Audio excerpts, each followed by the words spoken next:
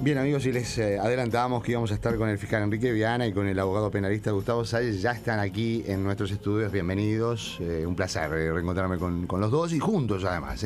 Bueno, hoy. muchas gracias. Bueno, muchas gracias. ¿Andan bien?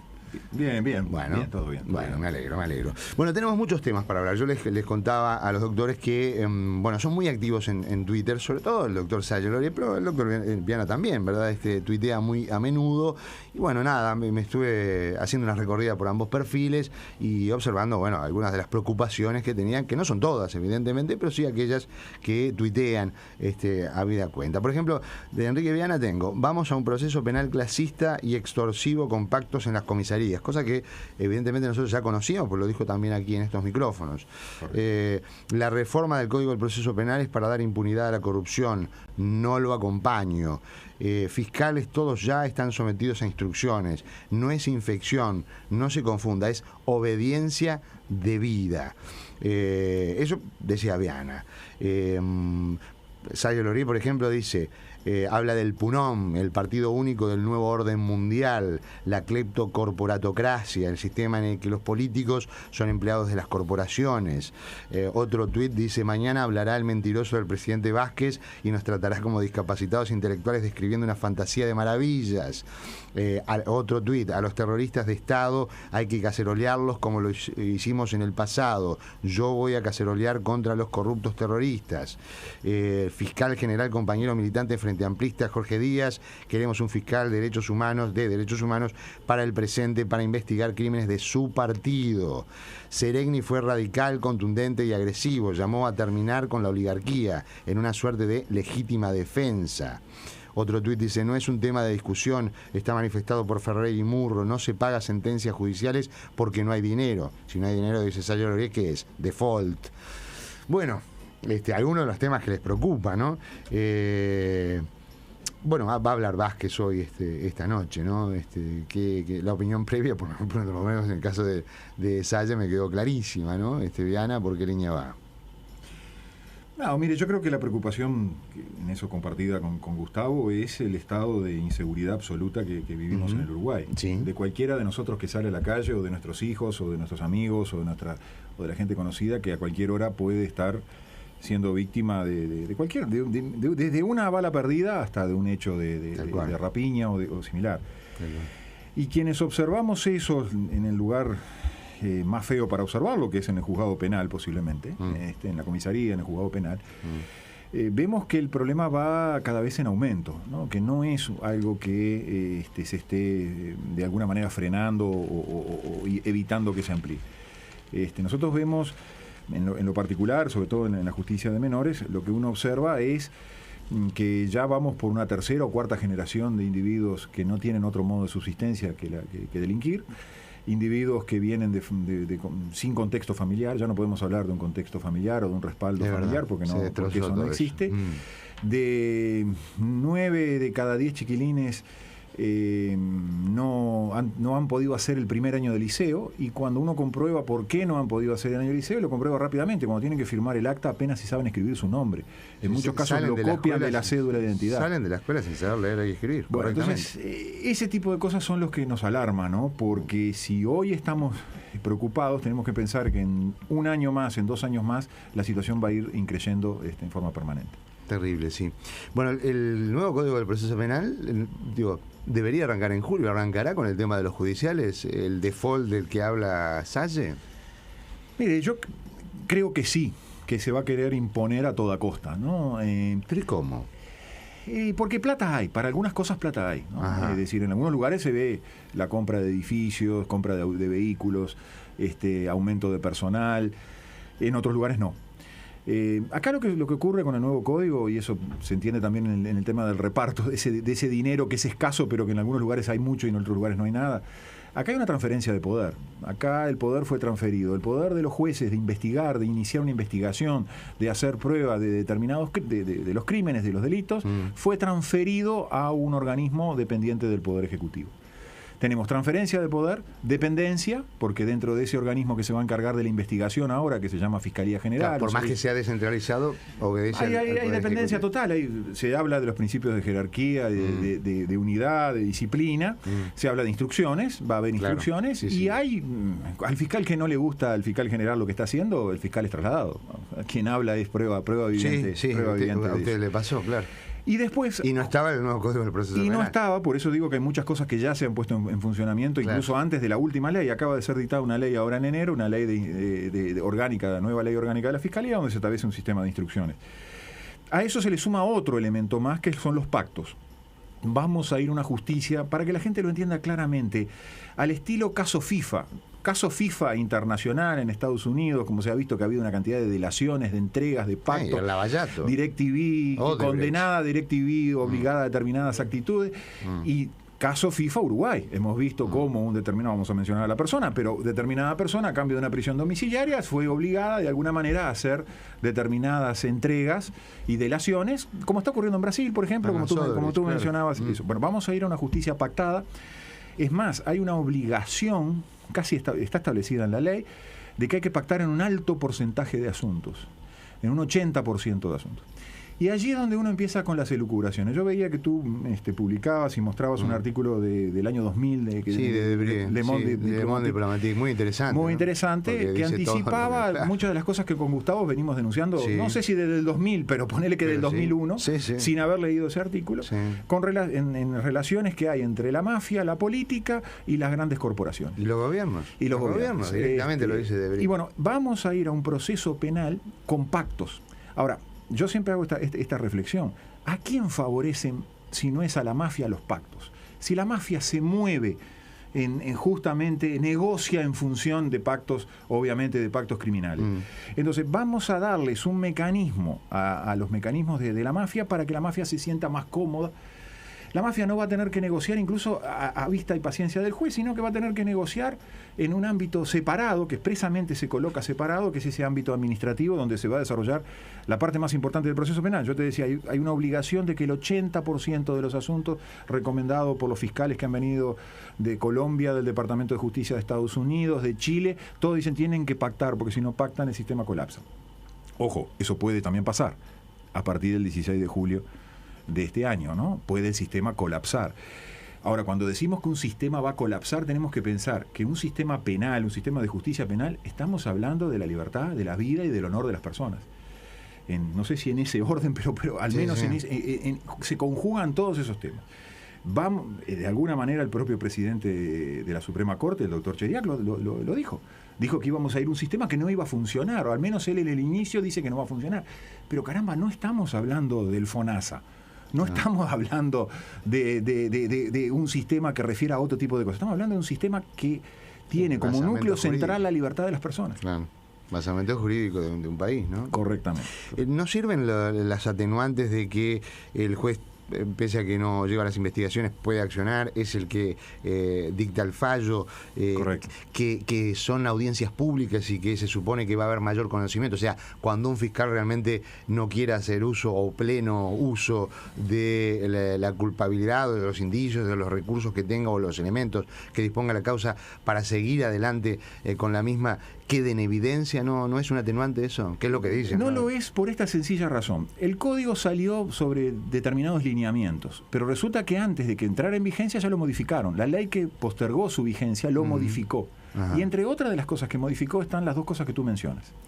Aquello del juez contaminado porque procesaba y luego iba a ser el mismo juez que condenaba, ahora quedó igual, quedó establecido así. El mismo juez que establezca la medida cautelar de prisión al momento del inicio del proceso, no lo llaman procesamiento, ese va a ser el mismo juez que va a dictar la sentencia, con lo cual aquello del juez contaminado continúa siendo el juez contaminado.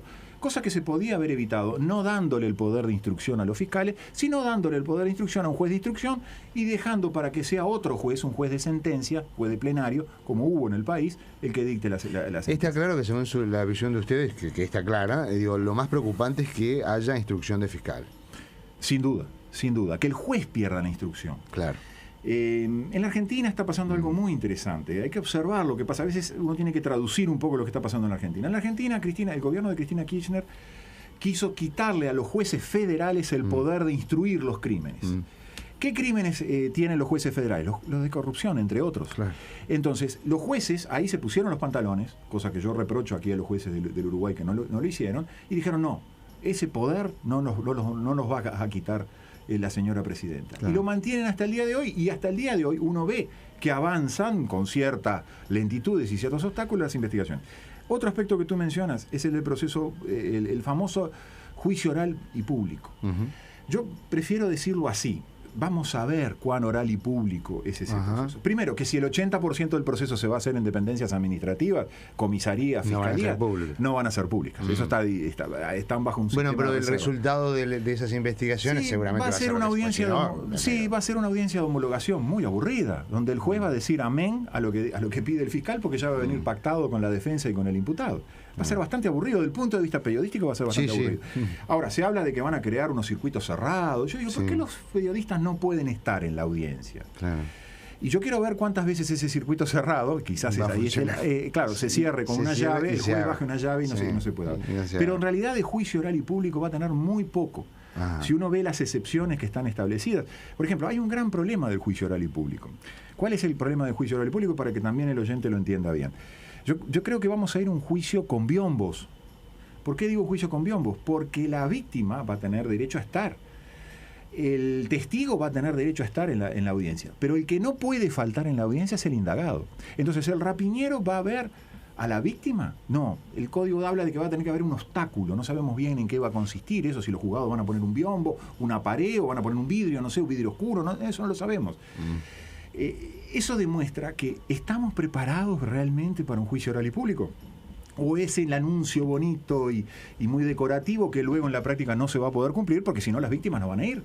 Claro. Si la víctima, hoy nos pasa a nosotros en los juzgados, si la víctima sabe, se le pregunta a la víctima muchas veces en el proceso de menores, que es un proceso por audiencias, no es público, pero sí se le pregunta a la víctima si quiere que el imputado esté frente a él el momento que él está declarando. Y por lo general, salvo algún caso, la otra vez la dueña de un almacén dijo que ella no tenía ningún problema, pese a que veía a los individuos permanentemente todos los días, y con valentía dijo que no tenía, pero una excepción en 100, ¿no? En 100 casos. Bueno, Sergio, no lo puedo escuchar tan callado, por favor. Esto favorece un poco ese contexto del cual usted habla siempre, de lo que son los gobiernos ahora, de cómo las transnacionales, las corporaciones se meten en las decisiones. Tiene mucho que ver con todo lo que estamos hablando, ¿no? Bueno, yo hablo de un golpe de Estado técnico, yo hablo de un Estado arbitrario, yo hablo de un caos de carácter institucional, axiológico, jurídico.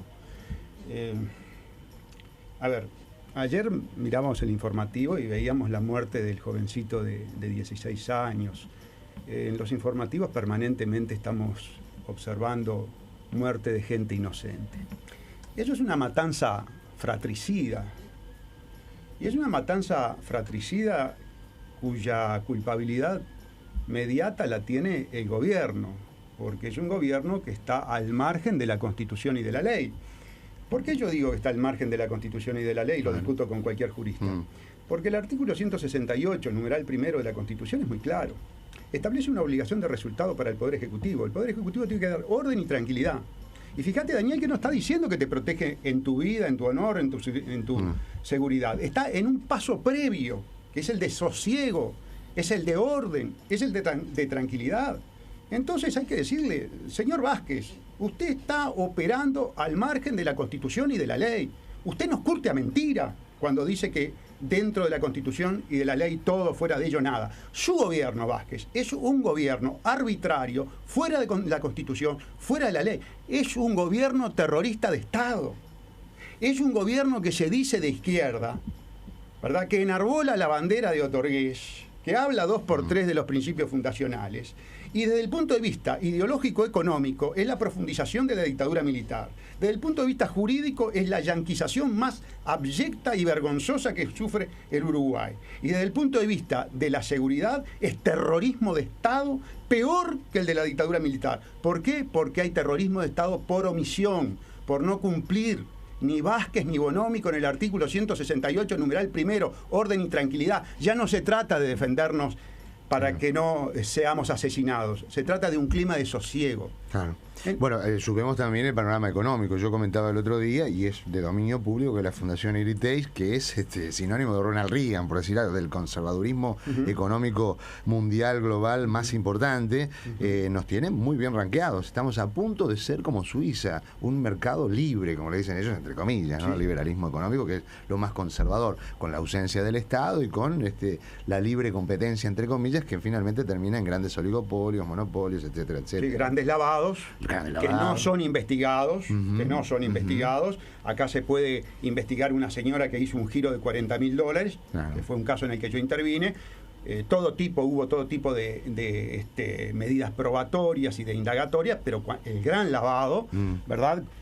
Como por ejemplo los temas relacionados con el fútbol, el pacto tributario criminal entre Paco Casal y Mujica, que el único que lo siguió hasta el final fue el doctor Salle, y que perdió en el Tribunal de Apelaciones en lo penal de tercer turno y dijeron, usted Salle no es nadie y por lo tanto no puede seguir este tema, y este tema se acabó aquí, y la fiscal no quiso seguir la investigación, y allí están las grandes fallas, allí está la maquinaria de impunidad que introduce el nuevo código conjuntamente con la ley del Ministerio Público, la 19334. No hay acción privada.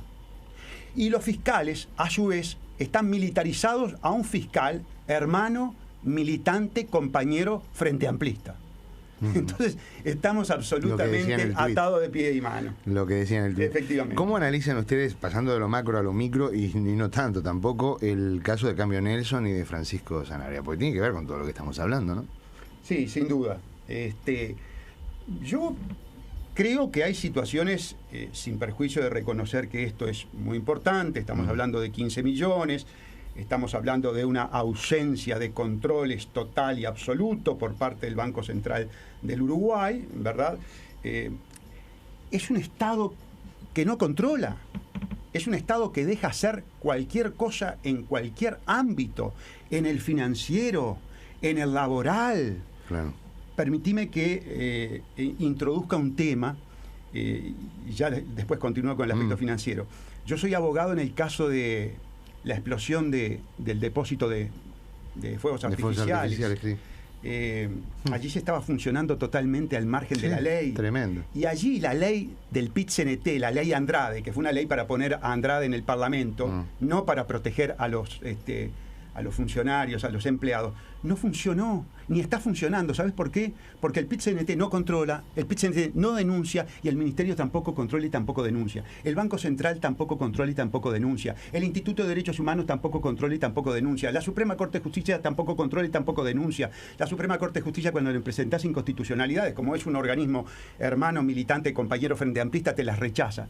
En una palabra, estos son los fundamentos por los cuales uno habla de golpe de Estado arbitrario. Yo ya he adelantado que no hay recursos humanos, no hay cuadros inspectivos en ningún área del gobierno. En nada. Nunca, ni departamental, ni a todo nivel, digo, para fiscalizar los perros que no hagan en el medio de la calle como ya se ha impuesto. Ya ahora no hay nadie que esté fiscalizando. No hay gente para eso. Y somos un país que tiene el 10% de su población trabajando en la función pública. Y permitime que te diga una cosa. Un Estado que es cómplice, cuando no criminal.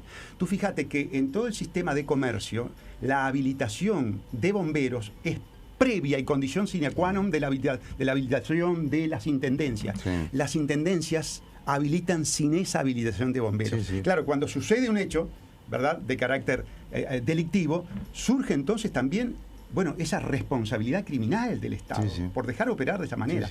Caos. En una palabra, estamos describiendo caos. Sí, la verdad que sí, y se nota, ¿no? Bueno, en el caso de Cambio Nelson, la pregunta que se ha extendido con distintas versiones es qué ocurre con el resto de la plaza cambiaria. O sea, ¿realmente a qué se dedican los cambios uruguayos? Esa ríe. Porque esa es la pregunta. Dicen que esta mañana, esta jornada... Sin embargo, perdóname que te interrumpa.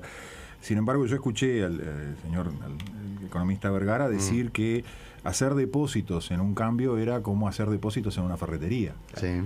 Es mentira. Yo creo que realmente... Porque a la ferretería no la controla el Banco Central, y a los cambios sí. Claro. Vergara no está mintiendo. Pero además uno sabe que en los cambios se hacen depósitos. Todos los uruguayos sabemos que se hacen depósitos. Que no lo hagamos algunos uruguayos y que otros sí, ese es otro problema. Pero Bueno, especialmente había muchas versiones a la jornada de hoy de qué podía pasar con el resto de los cambios, habida cuenta de esta situación que, bueno, de pronto digo, yo personalmente no puedo mostrar ahora, pero efectivamente tengo muchísimas versiones de muy buenas fuentes que me dicen eso, ¿no? Daniel, Ferreri lo sabe bien. Sí, sí. Pero si Ferreri trabajó en un cambio, Sí. si a Ferreri lo investigaron por el tema del cambio, si el tema de Ferreri sigue en manos de la doctora Fanny Canesa, así que me va a decir que Ferreri y Astori no sabe lo que pasa en los cambios de plaza, en el circuito financiero secundario. Claro. Vamos, muchachos, Claro. a engañar a otro lado. ¿Qué opinan de la bajada del caso ANCAP de Camiño? Se ríe. no, yo no voy a hablar de Bueno, mis colegas. pero yo digo, Yo sí, yo sí. Pero no, yo quiero hacer una aclaración que es la siguiente. Sí. No debe sorprendernos, a los uruguayos no deberíamos sorprendernos si supiéramos que hemos cambiado el sistema de justicia. El sistema de justicia pasamos, en la época de Peri Valdés, Sí. Peri Valdés, y eso mereció que yo contestara una comunicación que él nos mandó a nosotros, hablaba del nuevo eje de la justicia.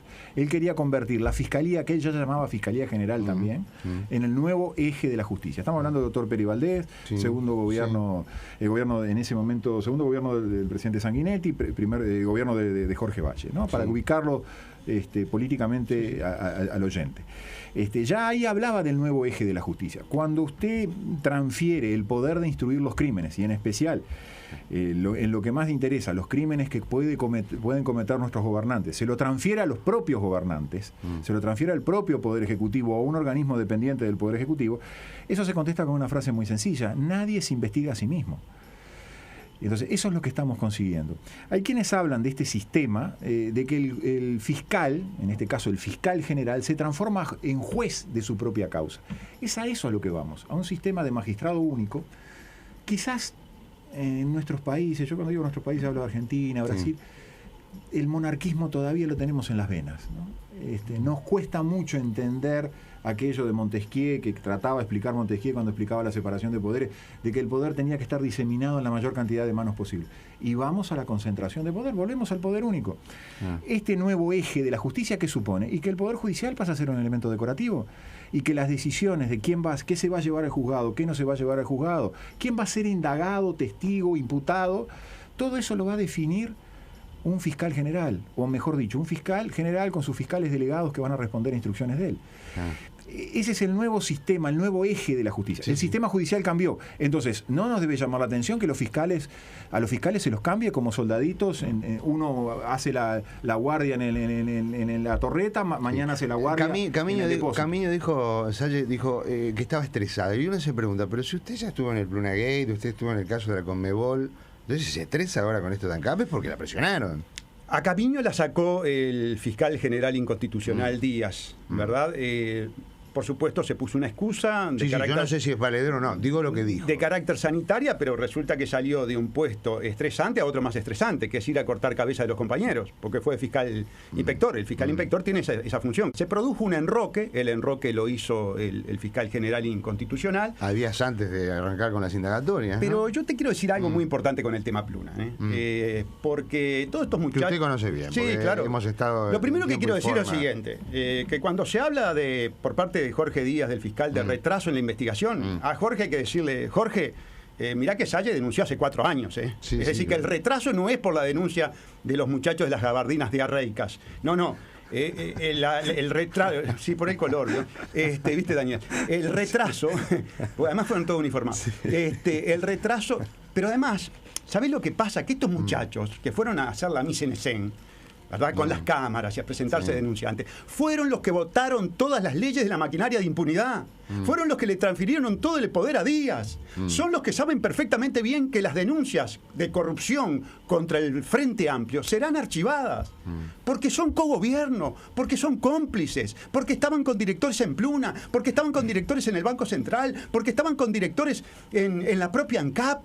¿Qué estaban haciendo los directores de los partidos tradicionales mientras nos saqueaban a los uruguayos en ANCAP? ¿Qué estaban haciendo mientras el doctor Vázquez, que hoy nos va a pintar un color de maravilla al país, encubrió el saqueo de ANCAP con una recapitalización antes de la investigación?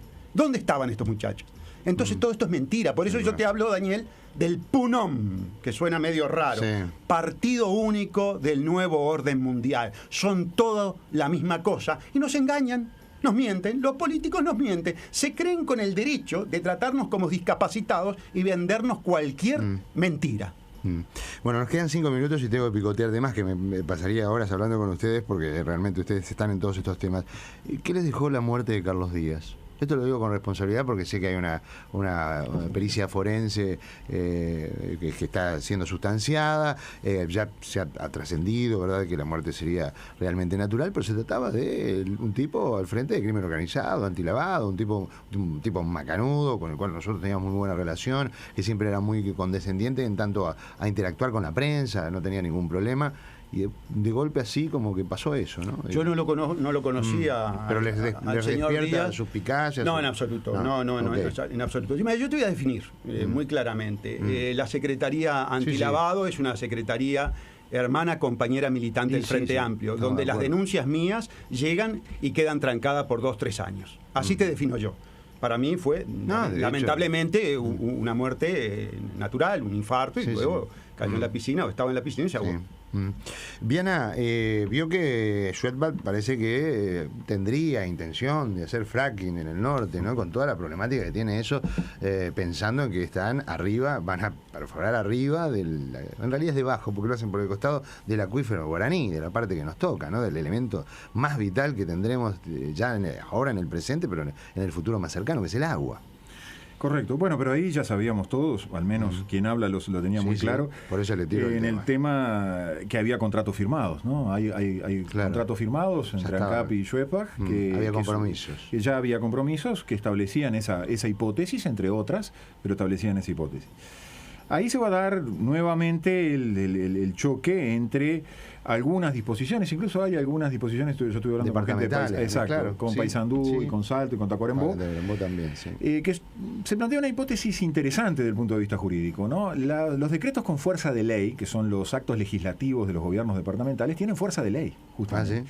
O sea, valen como una ley, lo único que valen como una ley dentro del territorio del departamento, nada más. Pero que son ley. Tienen el mismo rango que la Ley de Protección del Medio Ambiente. Es más, la Ley de Protección del Medio Ambiente dice una cosa muy interesante, que si hay una legislación más rigurosa a nivel departamental que la legislación nacional, se aplica la legislación departamental. No tenía por qué decirlo, pero lo enfatiza la propia Ley de Protección del Medio Ambiente del año 2000.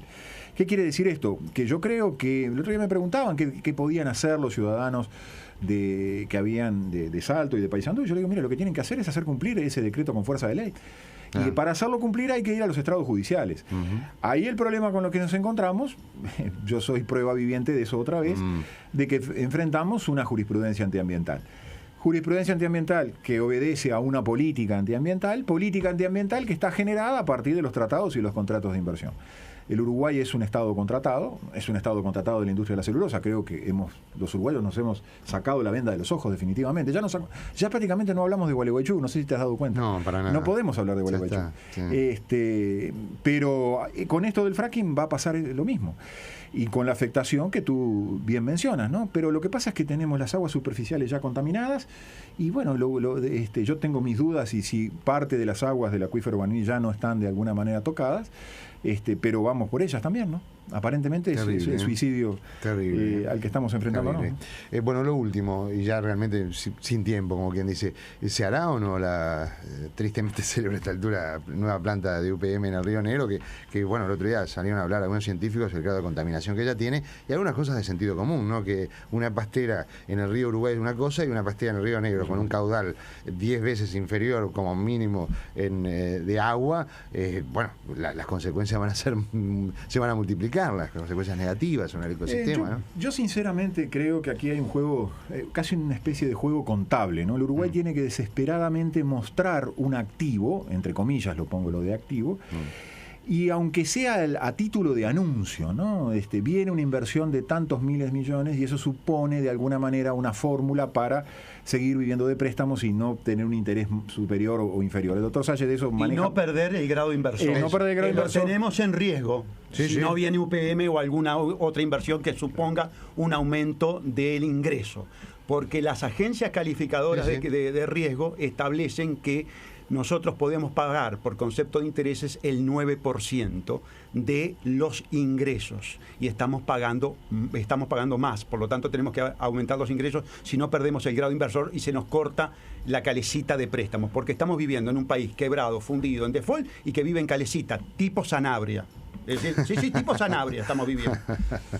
Bueno, se nos han terminado los minutos, siempre son escasos, se me pasó volando realmente. Les agradezco y los invito a seguirla en cualquier momento. Muy bien, muchas gracias, Daniel. Gracias, Diana, gracias, Ale, gracias.